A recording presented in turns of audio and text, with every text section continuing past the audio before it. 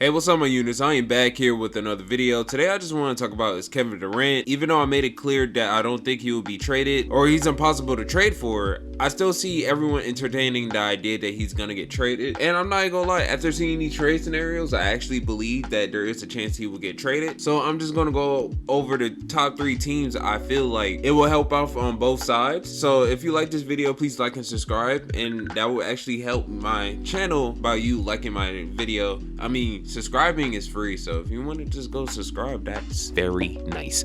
All right, let's go on to the video. So let's start with the Celtics. So the Celtics originally offered Jaylen Brown, Derek White, and some first-round picks, and then the Nets declined, and they said they wanted Marcus Smart instead. I mean, guys, we do know KD was an MVP frontrunner pre-injury last season. Like, he had so many games, he literally didn't even look like he missed a shot. And I love this trade idea. If it wasn't for Marcus Smart a part of that trade idea, like, I like the original first trade. The Celtics just got Malcolm Brogdon, so that made Derek White kind of expendable, and Derek White is a very good player, but he's just very expendable now. But as much I like Jaylen Brown, and he was the best player on that finals team, I just feel like Jason Tatum just laid an egg. Like, Jason Tatum is just not going to be playing that bad anymore if he comes back to that finals or that type of scenario. Jaylen Brown is one of those players I feel like this is the best we're going to see out of him. If the Celtics somehow change the mind of the Nets GM and go along with the first original idea, I still think they will have the most well-rounded team in the NBA. But the second trade idea, I'm just not a fan of because of Marcus Smart. Like, he means so much to this team. I mean, he could go for them stretches that you wish he could hit a shot, but his presence is very underrated. Also, his vocal presence and calling out each other give him a good stature for the team. Like, it's more than basketball that Marcus Smart does for this team, and his value is just not really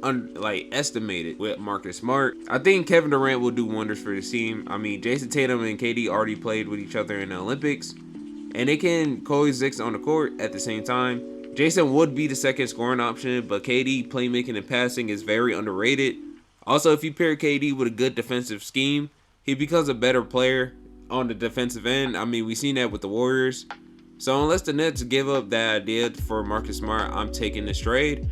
And if they do give up Marcus Smart, this is just going to be one of those tragedies that I can't really explain right now, but it's just not a good idea to give up Marcus Smart. Marcus Smart, he just provides so much that I wouldn't even trade him. He's just an untradeable asset, especially when you're trying to build a championship team. He provides so much. Dang, I can't believe I'm really speaking so much good about freaking Marcus Smart.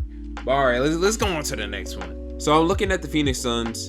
And honestly speaking, it's all at the point of the Nets GM to get KD. The Suns get KD, and the Nets get Mikal Bridges, Jay Crowder, and Cam Johnson. I like this trade for both teams. Honestly, this gives the Suns a major advantage of probably not losing a game this season, and at least giving this team a top 20 to 30 all-time 5, depending who plays the small forward or power forward position. But this smells of ring. Like, this all speaks of ring. If the Phoenix Suns are in a win now mode, I'm doing this trade. And I'm not saying much to say about this team. I'm just saying that even a guy with the lowest ball knowledge this team means business. And also, this makes the Nets way more dangerous. Like, the Nets is already a great three-point threat team. So you're adding Mikal Bridges, who's literally breathes 3-and-D. Jay Crowder, even though he's kind of iffy on a 3, but he's an amazing player. Like, he played defense too.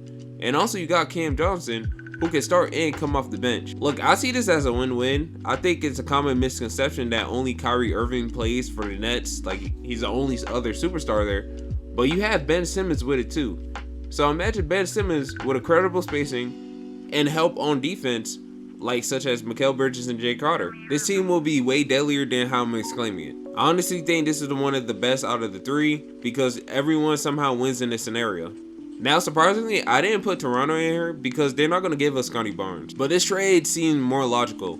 The Bulls get KD. The Nets get Vooch, Lonzo, and Pat Williams. And Ayo. Sorry, I don't know how to say his last name. It's like Ayo Dosunmu. I don't want to be that type of dude who can't say a person's last name, so I'm just going to call him Ayo. And look, I like Vooch, but he's not a great center that everyone really kind of hyped him up to be. I remember before the season started, they called him a big 3. But Vooch, he kind of really disappointed everybody. And you know what I'm saying? Like, the Magic really had us thinking he was like this very underrated player. then we just gotta realize the Magic wasn't a good team. And I'm not saying that he wasn't great, but I'm just saying he's like very good, but he just have a lot of days he's just not good. And still he can't get a rebound. But obviously he's just not the same player as he was before. I mean, Lonzo, he can never stay healthy. And I don't want to sound rude. Lonzo is a great, phenomenal player. So I'm going to just leave it as that. But Lonzo and Alex Caruso backcourt was one of the best perimeter backcourt last seasons. But they just can't stay healthy. Then Patrick Williams, he's a good defender, but he can't stay healthy either. But he sat out for a whole season technically. So, I mean, he's probably going to come back more healthier. And Ayo, he's a great backup point guard. But someone who can come off the bench. And you know, the Nets, they never going to give minutes to Cam Thomas. So, I mean, why just not give the minutes to someone who already proved himself in the league? But this probably is the least one I like because it's all the unsure of the health between these players. But I like the Bulls for this trade. I mean, they get to keep Alex Caruso and they add KD. And one of the biggest problems last year, they couldn't score in the half-court offense. KD can fill that up. I mean, DeMar is getting older and his window is closing.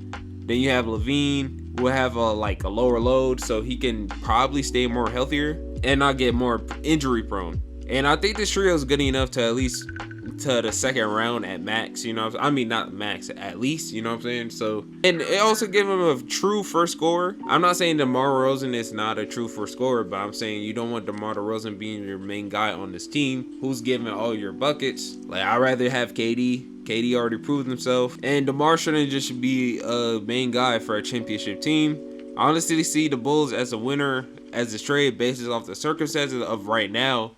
But if the players that the Nets get stay somewhat healthy, I could some saying that the Nets win this trade. But alright guys, just let me know which trade scenario you like the most. I mean, who would you rather see KD with? You know what I'm saying? So that's really it. And if you like my video, please like, man. It actually helps me out a lot. I'm trying to get 1,000 subscribers at the end of the year, so please help me out. Alright, peace out guys. Peace.